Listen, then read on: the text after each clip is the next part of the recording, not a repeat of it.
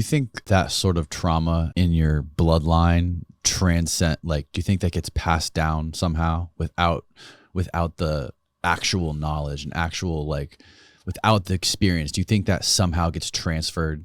I think there's definitely such a thing as generational trauma, 100%.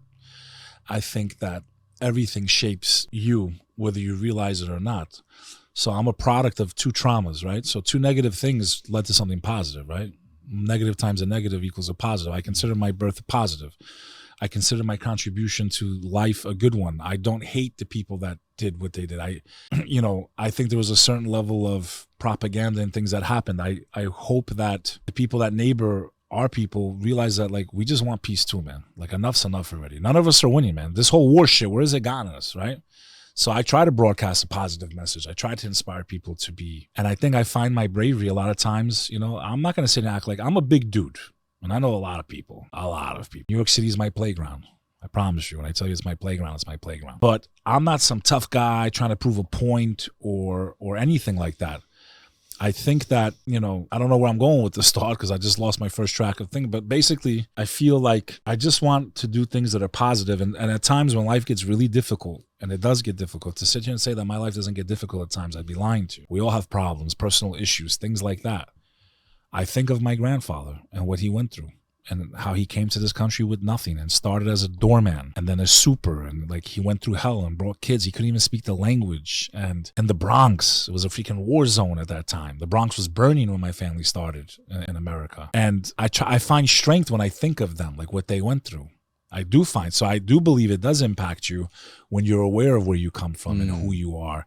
To know that my great-great-grandfather, his statue stands all over Albania.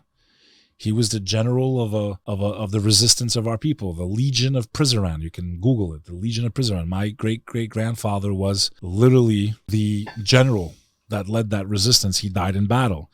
So I find bravery in that. And, bravery doesn't mean there's an absence of fear. Some people are just stupidly brave, right? But the majority of people that were brave, they had fear. To me, the most brave people in our history here in the U.S., I'm going to take off my hat to people like Dr. Martin Luther King. He knew he's going to die, bro. Malcolm X, he preached a message of hatred in the beginning, and then he preached one of unity, and it cost him his life. He knew he was going to die. That's bravery. And that's evolving, and that's taking new information and saying, you know what, maybe I was wrong, and I think that we all can get along. And it doesn't matter what the color. And he changed his whole tone. It cost him his life, and he knew he was going to die. To me, you're going to die anyway.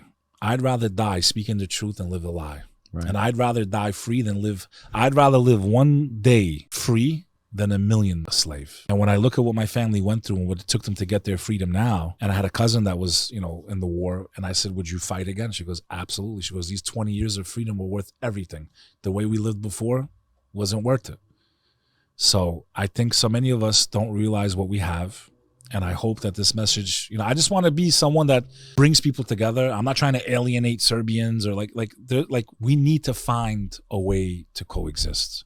Enough's enough. Yeah. Just accept us. We accept you.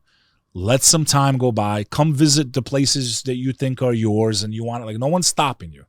Just acknowledge us the right to exist, and we can all live in harmony. Nobody's stopping you. Get along with anyone I've met here. I've met Serbians over here in America. That's the beauty of America, man. We can talk. Over there, I can't be seen sitting down and having a coffee with you. And these are the things I loved about our society and our way of life, that even the worst enemies can come together and have a conversation in Manhattan or in Brooklyn at a park or over a slice of pizza in Queens. You know what I mean? It just seems like there's something missing in the DNA chain of us that just makes us too tribal.